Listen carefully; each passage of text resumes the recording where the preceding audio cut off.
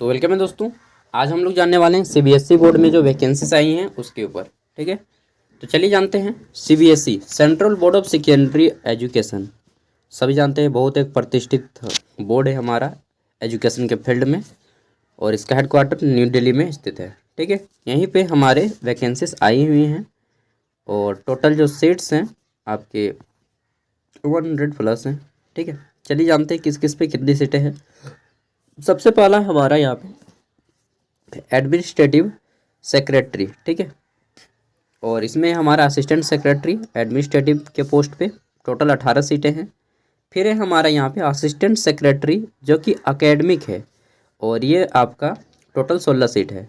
फिर है हमारा यहाँ पे असिस्टेंट सेक्रेटरी, और इसमें आपका स्किल एजुकेशन पे रखा गया है, इनको 8 सीटें हैं। फिर है असिस्टेंट सेक्रेटरी जो कि ट्रेनिंग का है, और ये 22 सीटें हैं। फिर है हमारा अकाउंट ऑफिसर, और इसमें हमारे 3 सीटें हैं। देन है हमारा जूनियर इंजीनियर, और इसमें हमारे जूनियर इंजीनियर में टोटल 17 सीटें हैं। ठीक है, फिर है हमारा जूनियर ट्रांसलेशन ऑफिसर, और इसमें हमारे टोटल 7 सीटें हैं। ठीक है, देन है हमारा अकाउंट ऑफिसर, इसमें 7 सीटें हैं। फिर देख लेते हैं, तो फिर हमारा है जूनियर अकाउंट असिस्टेंट, और इसमें हमारे 20 सीट्स हैं। ठीक है, आगे देख लेते हैं। तो अब यहाँ पे हमारा क्या क्वालिफिकेशन चाहिए इस फॉर्म को अप्लाई करने के लिए, और लास्ट डेट क्या है, वो इम्पोर्टेंट चीज़ें जानते हैं। तो सबसे फर्स्ट डेट देखिए, स्टार्टिंग डेट 12 मार्च से फॉर्म अप्लाई होना शुरू हो गया है। लास्ट डेट है 11 अप्रैल 2024। ठीक है, ये लास्ट डेट है फॉर्म का। बात कर लेते हैं। तो देखिए, सबका यहाँ पे पोस्ट दिया गया है एक तरह से, और ये रहा। इसके ऊपर तो हम लोगों ने अभी बात कर लिया है। 18 इसमें सीटें हैं, फिर इसमें 16 सीटें हैं। ठीक है, अब हम लोग क्वालिफिकेशन पे बात कर लेते हैं कि किसके लिए क्वालिफिकेशन रखा गया है। ठीक है, उसके बाद एग्ज़ाम सेंटर आपको किस किस स्टेट में देखने को मिलेगा ये भी जान लेंगे। ठीक है, तो हमारा पहला देख लेते हैं असिस्टेंट सेक्रेटरी एडमिनिस्ट्रेटिव का। इसमें हमारे जो है बैचलर डिग्री मांगा गया है। सिंपल, अगर आप बीए बीकॉम बीएससी कुछ भी किए हैं, बीटेक वगैरह, तो यहाँ पे आप अप्लाई कर सकते हैं। ठीक है, असिस्टेंट सेक्रेटरी जो है आपका एकेडमिक में यहाँ पे बोला गया है कि आप पीजी होना चाहिए, post graduate degree in relative subject. ठीक है, और साथ में बोला गया है कि बीएड डिग्री भी होना चाहिए आपका, BEd degree from recognised university. साथ में आपका जो है नेट या स्लेट, इनमें से कोई एक क्वालिफाई होने चाहिए, या फिर डॉक्टर डिग्री भी है तो भी आपका चलेगा। ठीक है, ये चीज़ हो गई। और अगर आप एमएड किए हैं या फिर एमफिल किए हैं तो आपको ज़्यादा प्रेफर किया जाएगा यहाँ पे। ठीक है, आगे देख लेते हैं।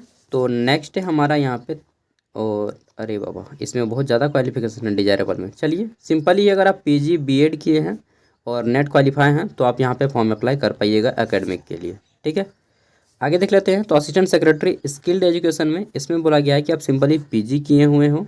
ठीक है, साथ में आपको यहाँ पे PG degree in any discipline और रिकॉग्नाइज यूनिवर्सिटी। हाँ, पीजी जो है आपका पास आउट होना चाहिए, अपियरिंग नहीं होना चाहिए। डिजायरेबल में यहाँ पे बोल दिया गया कि 4 ईयर अगर आप बैचलर डिग्री किए हैं इंजीनियरिंग में तो ज़्यादा अच्छा रहेगा, जैसे बीटेक वगैरह हो गया। ठीक है, आगे देख लेते हैं।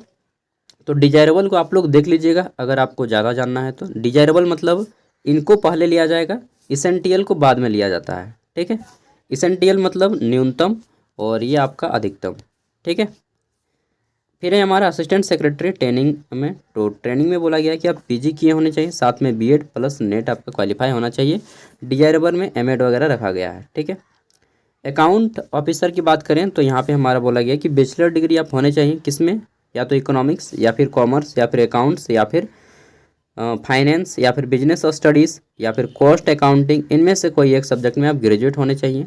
साथ ही बोला गया है कि बैचलर डिग्री अगर आप इनमें से भी कोई हैं, जैसे कि SAS JAO, ठीक है, examination account audit service department, तो भी आप यहाँ पे अप्लाई कर पाएंगे। या फिर अगर आप पीजी किए हैं, ठीक है, post graduate recognised university institute economics में या फिर कॉमर्स में, ठीक है, अकाउंट फाइनेंस, तो आप यहाँ पे अप्लाई कर सकते हैं। साथ में आपको जो है अगर कोई कैंडिडेट MBA वगैरह किया है तो भी आप यहाँ पे अप्लाई कर पाएंगे। ठीक है, तो यहाँ पे तो प्रेफर ज़्यादातर MBA वालों को ही दिया जाएगा, क्योंकि इंटरव्यू भी होगा, तो डेफिनेटली सिंपल सी बात है। तो अगर आप पीजी किए हैं चाहे MBA किए हैं तो अभी आप इसमें अप्लाई कीजिए। बैचलर वाले अप्लाई कर सकते हैं, लेकिन क्या है कि आपको यहाँ प्रेफर उतना नहीं दिया जाएगा, एक्सपीरियंस भी मांगा गया है, एक्सपीरियंस डिजायरेबल में है, ठीक है।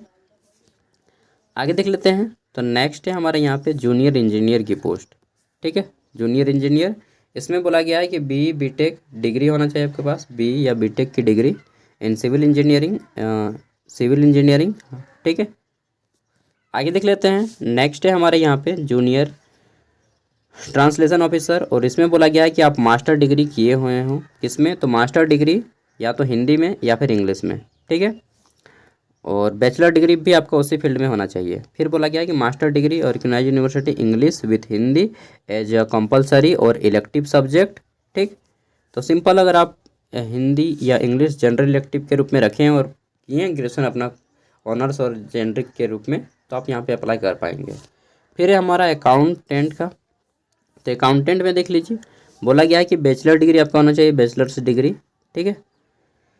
किस में, तो इकोनॉमिक्स में या फिर कॉमर्स में या फिर फाइनेंस में। सिंपल, अगर आप इसमें ग्रेजुएट हैं इकोनॉमिक्स कॉमर्स में, ठीक है, तो आप यहाँ पे अप्लाई कर सकते हैं। टाइपिंग स्पीड आपका जो है यहाँ पे 35 वर्ड होना चाहिए इंग्लिश में और 30 वर्ड होना चाहिए हिंदी में, ठीक है। जूनियर असिस्टेंट जो है आपका, एक तरह से हम लोग बोल सकते हैं जूनियर अकाउंटेंट, ठीक है। तो इसमें जो है आपका जूनियर अकाउंटेंट में 12th पास मांगा गया है सिंपली, और इसमें आप जो 12th हो, बोला गया है कि या तो आप उसमें कॉमर्स से किए हैं, ठीक है, या फिर अकाउंट्स एंटरप्रेन्योरशिप, मतलब कॉमर्स वाले ही अप्लाई कीजिएगा, ठीक है। Class 12 from recognised board university institute with accounts business studies economics commerce entrepreneurship finance business administration taxation cost account. हाँ, मतलब आप 12 जो है बीकॉम से किए हों, ठीक है, आईकॉम, ठीक है, सॉरी आईकॉम किए हों, कॉमर्स 12वीं क्लास कॉमर्स किए हों, साथ में आपकी इंग्लिश में टाइपिंग स्पीड होनी चाहिए 35 वर्ड और हिंदी में टाइपिंग स्पीड होनी चाहिए 30 वर्ड पर मिनट, ठीक है। तो आप यहाँ पे अप्लाई कर सकते हैं। क्वालिफिकेशन थोड़ा सा रखा गया है टफ, ठीक है। अब आता है हमारा यहाँ पे छूट भी देता है एज में। एज तो यहाँ पे प्रत्येक के नीचे में लिखा गया था, ठीक है, 27 साल 30 साल 35 साल। उसके अलावा ST/SC को 5 साल और OBC को 3 साल की छूट दी जाएगी, ठीक है। और यहाँ पे जो उम्र की गणना की जाएगी 11 अप्रैल 2024 के अकॉर्डिंग की जाएगा, 11 अप्रैल 2024 के अनुसार उम्र की गणना की जाएगी काउंटिंग, ठीक है। फॉर्म भरने के लिए देख लीजिए, तो फॉर्म भरने का जो इनका फीस है यार बहुत ही डेंजर है। ठीक है, तो बोला गया है कि for group A post application fee 1500 रुपया ईच पोस्ट, बाप रे 1500 रुपया लगेगा एक पोस्ट के लिए, ठीक है। और group B and C application fee लगेगा आपका 800 रुपया ईच पोस्ट, प्रत्येक पोस्ट के लिए 800 रुपया। इतना डेंजर मांगा है ना इन्होंने, क्या बताएं एकदम, ठीक है। मैं सोच रहा था कि असिस्टेंट सेक्रेटरी एडमिनिस्ट्रेशन के लिए अप्लाई कर दूं, लेकिन इनका फ़ी देख के तो मुझे भी डर लग गया। आप में से मैक्सिमम आप लोग नई फॉर्म को अप्लाई कीजिएगा ना। चलिए दिखा देता हूँ थोड़ा सा सिलेबस। चीज़ तो हमने जान ली है, ये रहा सबका सिलेबस करके दिया गया। जैसे कि यहाँ पे हमारा असिस्टेंट सेक्रेटरी एडमिनिस्ट्रेटिव कैडर का, इसमें आपका देख लीजिए 2 को पेपर होगा, प्री मेन और फिर आपका इंटरव्यू, ठीक है। उसी तरह से इसका भी है, प्री है और रिटन टेस्ट है, रिटन एग्जामिनेशन फिर इंटरव्यू। तो इस तरह से इंटरव्यू भी रखा गया है इस सब में, ठीक है। जूनियर जो इंजीनियर है इनका अपना सिलेबस है टेक्निकल वाला, फिर जूनियर ट्रांसलेशन का भी अपना सिलेबस है। अकाउंटेंट ऑफिसर ग्रेड में आपका इंटरव्यू है, बाद बाकी में इंटरव्यू नहीं है, ठीक है, ये हो गया। और ये जूनियर अकाउंटेंट का भी इंटरव्यू नहीं होगा, केवल जो ऑफिसर ग्रेड है उन्हीं का इंटरव्यू होगा, ठीक है। ये सारी चीज़ें हो गई। और अब हम देख लेते हैं एग्जामिनेशन सिटीज़ हमें कहाँ पे दी गई हैं, तो चलिए देख लेते हैं।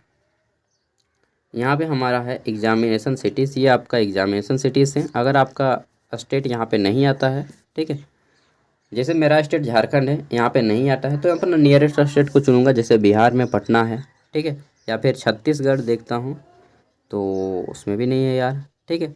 तो जो आपका नियरेस्ट स्टेट है उसमें चुन लीजिएगा। उत्तर प्रदेश को फिर हमें चुनना पड़ेगा, यूपी, उत्तर प्रदेश, यहाँ पे इलाहाबाद दिया, प्रयागराज। तो आपका नियरेस्ट स्टेट जो रहा होगा, ठीक है, अपना पड़ोसी राज्य, उसका स्टेट को आप लोग सेलेक्ट कर लीजिएगा एग्ज़ाम सिटीज़ में, ठीक है।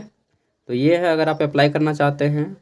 ये ऑब्वियसली बात है कि जब इतना हाई फी रखा गया है यहाँ पे और एग्जामिनेशन का पैटर्न भी बहुत डेंजर है, तो 1 मिनट, यहाँ पे क्या बोला गया है, फिर वापस करेगा क्या, डिस्प्ले ऑफ स्कैनिंग इमेजिंग ओबामार answer sheet and answer key, नहीं। तो एग्ज़ाम जो है आपका दोस्तों आपका ऑफलाइन होगा, ठीक है, OMR पेपर पे होगा, ठीक है। तो CBT नहीं होगा, OMR पेपर पे होगा, ये भी बात आप लोग जान लीजिए। चलिए, जो भी थी जानकारी मैंने आपको दे दिया है। अगर आपने इसके अप्लाई करना है तो वीडियो में डिस्क्रिप्शन में PDF दिया जा रहा है, इसको एक बार खुद से अच्छे से रीड कीजिए, ठीक है। और इस PDF को डाउनलोड कर लीजिए अगर आप अप्लाई करते हैं तो, क्योंकि ये सारी चीज़ें आपको काम आएंगी ज्वाइनिंग के टाइम में, अगर आप अप्लाई करते हैं और आपका सिलेक्शन होता है तो, ठीक है। थैंक यू, बाय, मिलते हैं नेक्स्ट वीडियो में।